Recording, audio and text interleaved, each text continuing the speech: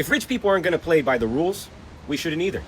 Like, for example, how rich people use Singapore as a place for their checking and their savings accounts.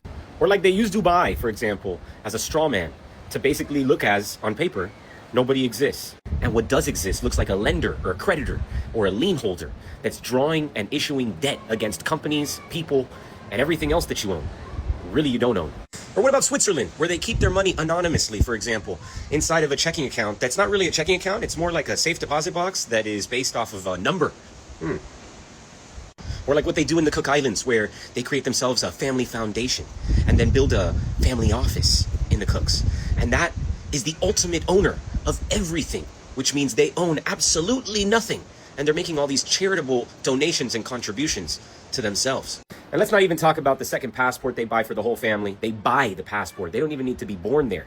And that way they got a plan B. If they need to exit, they can go to 150 countries visa-free. I'm not going to say anything about the Wyoming LLCs that hold their deeds and their titles for their cars and their properties. I'm not going to talk about the anonymous status that those entities have so they can't be seen on public record.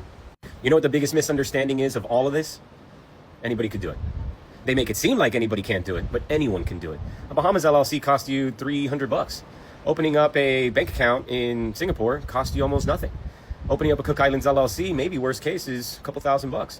I mean, anybody can do these things. It's just, there's no education around this online because rich people make it so that it's very difficult for you to figure these things out. And that's intentional. Anyways, once you get rich and you join the Big Kid Club, you get in on all these secrets. You get to hire all of their attorneys, you get to hire their CPAs, you get to go meet them, you get to go surf with them, you get to hang out with them. You know, they're your neighbors in these places. And then you get to learn all of the tricks of the trade. Not gonna learn those tricks at the office next to Jerry, who forgot to submit his timesheet.